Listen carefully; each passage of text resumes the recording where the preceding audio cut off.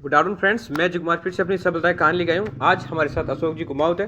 उनसे जानेंगे उनकी पूरी सफलता की कहानी, किस प्रकार उन्होंने मेहनत की, कितने घंटे पढ़ाई करते थे, उन्होंने एक साथ चार एग्जाम कैसे पास की, एक 12वीं फेल विद्यार्थी कैसे शिखर तक पहुँच सकता है। तो सबसे पहले स्वागत करते हैं अपने चैनल सबसे बड़ा मोटिव्स में। तो स्वागत है आपका हमारे चैनल में। धन्यवाद सर। हाँ, तो सर सबसे पहले आपका जो शुरुआती परिचय है वो हमारे दर्शकों को एक बार बता दीजिए। सर मैं अशोक कुमार कुमाऊत निवाड़ा गांव का रहने वाला हूँ और मैं अभी कॉलेज लेक्चर की तैयारी कर रहा हूँ सर। इनसे तैयारी कर रहे हो। तो सर आपका जो शुरुआती एजुकेशन करियर है वो कैसा रहा सर आपका? सर मैं बड़ा सौभाग्य सर रहा है कि मेरे पास में एक देवतला स्कूल है। 8वीं क्लास तक मैंने वहाँ किया था, फिर निवाड़ा में 10वीं किया, फिर मैंने 12वीं मेरे गांव से की थी। गाँव से किया और फिर मैंने कॉलेज कालडेरा कॉलेज से की, फिर मैंने एमए वर्धमान महावीर यूनिवर्सिटी से की, फिर मैंने बीएड की, फिर मैंने 2019 में नेट की, 2019 में मैंने बीएड की थी सर। 2019 में। उसके बाद में मैं कंपटीशन की लाइन में आ गया सर। तो सर हमने जैसे पता है कि आप 12वीं फेल हो गए थे, तो 11th में जब आपने साइंस मैथ लिया तो किसने आपको बताया था कि आपको साइंस में लेना चाहिए? किसने, कैसे आपने साइंस में सर ली? मैं अपने आप को ऐसे सोचता कि मैं मैथमेटिक्स में अच्छा हूँ, तो फिर 12वीं में मैं मैथमेटिक्स में फेल हो गया था। और सिंपल सा कारण है सर, मेहनत नहीं की थी, पढ़ाई नहीं की थी सर। पढ़ाई नहीं की थी। तो सर जब आपने 12वीं में साइंस मैथ लिया, फेल हो गए, तो परिवार के ताने, आसपास के ताने, ये लोग कैसे आपको मतलब हिमलेट किया, कैसे आपको मतलब एक तरीके से परेशान किया गया? सर देखो, फेल होता तो सुनने पड़ते हैं और गलती हमारी होती है। फिर मार्च में मैंने एक साल पढ़ाई भी ब्रेक कर दी थी, फिर मैंने दोबारा 12वीं किया, दोबारा 12वीं। फिर मैं वहाँ पे अच्छा स्कोर किया, मैंने फुल टॉप किया। कॉलेज में आपने क्या क्या सब्जेक्ट ली सर? हाँ सर, मेरे पास उस समय मैंने इंग्लिश पे तो किया था, ज्योग्राफी थी, पॉलिटिकल साइंस थी, और मेरी बचपन से इंग्लिश में रुचि थी, इसलिए मैंने कॉलेज में इंग्लिश लिया था सर। कॉलेज में इंग्लिश लिया था। तो सर कॉलेज में आपकी परसेंटेज क्या रही? कॉलेज में परसेंटेज तो ज़्यादा नहीं थी, 51 पॉइंट ही कुछ बनी थी, क्योंकि मैं साथ साथ में कंपटीशन की तैयारी भी करता था सर। इस कारण में कॉलेज में अच्छी परसेंटेज नहीं बनी।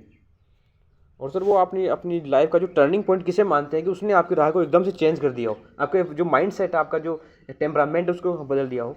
वो सर मैं लाइफ का टर्निंग पॉइंट ये मानता हूँ कि मैं जो 12th क्लास में फेल हुआ था, उस बाद में मैंने पढ़ाई छोड़ दी थी।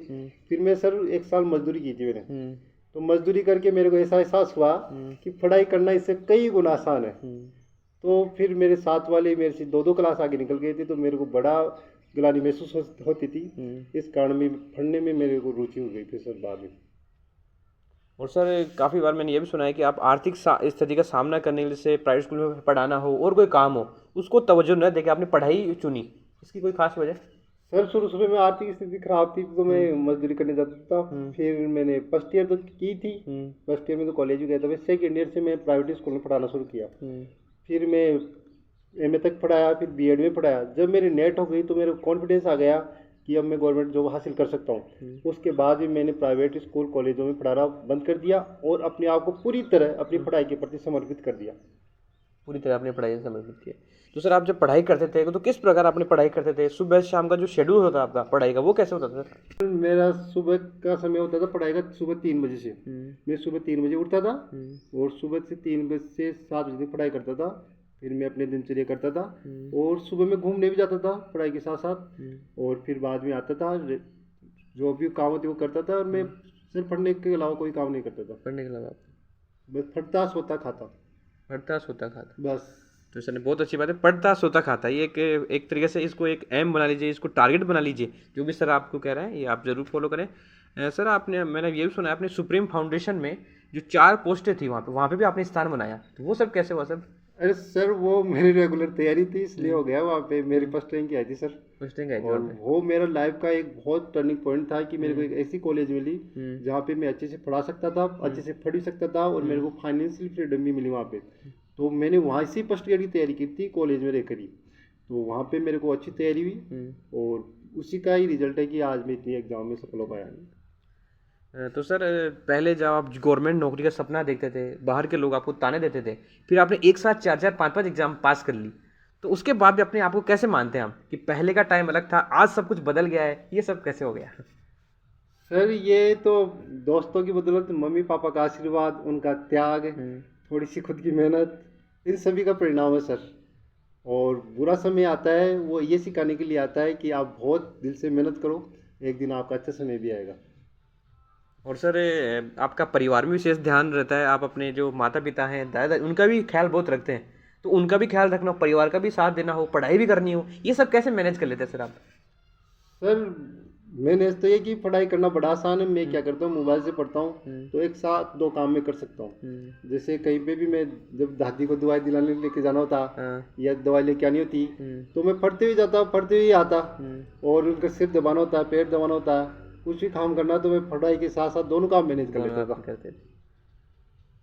और सर आपके कोई ऐसे आइडियल गुरुजी जिसने आपको अच्छा मोटिवेट किया हो या आपको अच्छा बताया हो? सर मेरे सबसे फेवरेट आइडियल गुरुजी तो श्री तेजपाल जी शर्मा जी है, जो तिगरिया के रहने वाले। तो सर अगला सवाल मेरा ये है आपसे कि ऐसी क्या वजह थी कि आपको गवर्नमेंट जॉब लगना है, सरकारी नौकरी क्यों चाहिए थी आपको? कि सब लग रहे हैं लेकिन आपको क्यों स्पेशल लगनी थी? आपको किन परिस्थिति की वजह से स्पेशल लगनी थी आपको तैयारी के लिए? सर देखो, मैं बिजनेस तो कर नहीं सकता था, फाइनेंशियली बैकग्राउंड इतना अच्छा था नहीं। दूसरी बात कि प्राइवेट स्कूल में खूब पढ़ा चुका था तो प्राइवेट जॉब भी अच्छी नहीं थी। तो फिर मैं देखा गवर्नमेंट जॉब की तैयारी करते हैं, इसलिए मैं इस फील्ड में आया सर। इस फील्ड में आया। सर हमने सुना है कि आप जो मोहनलाल सुखाड़िया पीएचडी का एंट्रेंस टेस्ट दिया था उसमें भी आपने अच्छे रैंक आप लाए हैं, तो वो सब कैसे, आपको कैसे बाद में विश्वास हो गया कि मैं भी ला सकता हूँ ये सब? सर विश्वास तो नहीं था कि मैं इसको क्लियर कर जाऊंगा, लेकिन जब रिजल्ट आया तो मेरे को विश्वास नहीं हुआ कि मैंने फर्स्ट रैंक हासिल की है। फिर इंटरव्यू के बाद मेरी ओवरऑल 4th में 3rd रैंक थी सर। इंटरव्यू के बाद में आपकी 3rd रैंक आई? हाँ, 4 में से। तो ये बहुत अच्छी बात है कि 4 में से 3rd रैंक लाना, ये भी अच्छी बात है। और संस्कृत जो फर्स्ट ग्रेड का है वहाँ पे भी आप 26 जो पोस्टें थी वहाँ पे भी आपने स्थान लाया है। तो सर आपने कौन कौन सी एग्जाम फाइट की? सर मैंने अभी फिलहाल एक तो 3rd ग्रेड पास की है जिसके अंदर 8000 में से मेरी 431 रैंक है। दूसरा मैंने एजुकेशन डिपार्टमेंट की 1st ग्रेड के अंदर 90 रैंक लाई है। दूसरी संस्कृत डिपार्टमेंट के अंदर मेरी 26 में से 12वीं रैंक है ऑल ओवर राजस्थान में। और 2nd ग्रेड का डबल का रिजल्ट आ गया, उसमें मैं पास कर चुका हूँ। तो सर कॉलेज लेक्चर की जो आप तैयारी कर रहे हैं आगे, तो उसके लिए पिछली जो आपने मतलब आप नहीं लग पाए थे और इस बार क्या चेंज है वहाँ पे? सर पिछली बार जब मैं इंटरव्यू में गया था तो मैंने एक ही देखी थी कि मेरी कमी क्या है। तो मैंने देखा तो मेरे को एक ग्रामर की कमी है और मेरी थोड़ी मेहनत की कमी रह गई, तो उसी पे ऊपर वर्क कर रहा हूँ सर। उसी पे ऊपर कर रहे हो?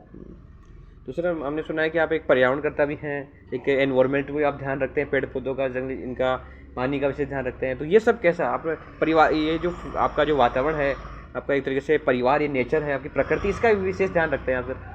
सर इसका तो मेरे को बचपन से लगाव है, इसलिए थोड़ा बहुत कर लेता हूँ, ज़्यादा तो पढ़ाई में ध्यान देता हूँ। पढ़ाई में ध्यान देते हैं। और सर आप हेल्थ के प्रति पिता विशेष फोकस रहते हैं, तो हेल्थ का कैसे मेंटेन किया आपने हेल्थ को?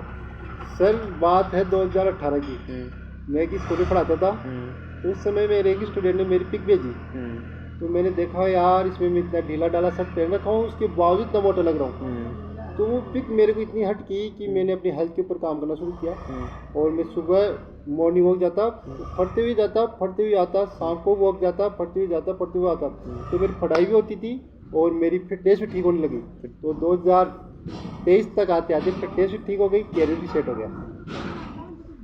और सर जो सोशल मीडिया का लोग इस्तेमाल करते हैं तो वो किस प्रकार अपनी पढ़ाई को मैनेज कर सकते हैं कि सोशल मीडिया का इस्तेमाल कर ले या ना करें, उसके लिए आप क्या कहना चाहोगे? सर मेरा ऐसा मानना है कि आपको जॉब चाहिए या सोशल मीडिया, तो मैं तो सिंपल सा मेरा फ़ोन होता है, मैं फेसबुक इंस्टा सब डिलीट करके रखता हूँ। आज भी डिलीट है।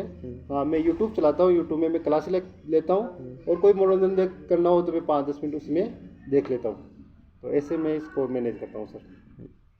और सर जैसे अब आपके सारे सपने पूरे होने वाले हैं जैसे ही मान लो आप, तो फिर ऐसी कोई जगह है, ऐसा कोई धार्मिक स्थान है या कोई पर्यटन स्थान है जहाँ आप जाना चाहते हो, या आपका कोई फेवरेट स्थान हो कोई ऐसा? मेरा ऐसा तो नहीं है, लेकिन मैं चाहता हूँ कि मेरी मम्मी पापा को मैं शेयर कराऊँ दुनिया भर की। मम्मी पापा को आप शेयर कराओ? तो सर अपनी मम्मी जो पापा है उनको, इनका खुद का तो ड्रीम नहीं है कोई, लेकिन जो मम्मी पापा है उनको धार्मिक स्थानों की सारी शेयर जरूर कराना चाहते हैं। तो सर आप जो भी युवा हमारी तैयारी कर रहे हैं, जो भी देख रहे हैं, खासकर जो इंग्लिश से जो भी कर रहे हैं, तो ऐसी कौन कौन सी बुक्स लिस्ट है, ऐसे कौन कौन सी इंग्लिश में वो स्पेशल तैयारी करें जो भी जॉब लग सके? सर कोई भी इंग्लिश का स्टूडेंट होता है तो मैं उसको 2 बात बोलता हूँ। एक तो आप राजस्थान जी की अच्छी तैयारी करो यदि राजस्थान से रिलेटेड तैयारी करी हो, और दूसरा आपकी ग्रामर अच्छी होनी चाहिए। ग्रामर में बहुत सारी अच्छी अच्छी बुक आती है, रैन मार्टिनेट आती है, थॉमस मार्टिनेट आती है, उनको पढ़ो आप और जीके और ग्रामर अच्छी कर लो, लिटरेचर के साथ साथ भी करते जाओ, आपकी जो आराम से हो जाएगी। और सर एक ये बात सुनी हमने, जैसे व्यक्ति के शरीर में आत्मा होती है उससे वो चलता है, उसी प्रकार इंग्लिश की जो आत्माएं हैं, सोल है, वो स्पेलिंग्स हैं, जितनी स्पेलिंग याद रहेंगी उतनी इंग्लिश में अच्छा होते जाएंगे। तो इस स्पेलिंगों का कितना रोल है इसमें इंग्लिश में? सर बिना वर्ड के भाषा नहीं है सर। हाँ। लेकिन वर्ड सीखना आसान है। जब भी कोई वर्ड में दिक्कत हो उसका आप तुरंत मीनिंग निकालो और बार बार देखते जाओगे, सब वर्ड क्लियर होते जाएंगे सर। तो वर्ड जितने पावरफुल होंगे आपकी लैंग्वेज पे कमांड उतनी अच्छी होगी सर।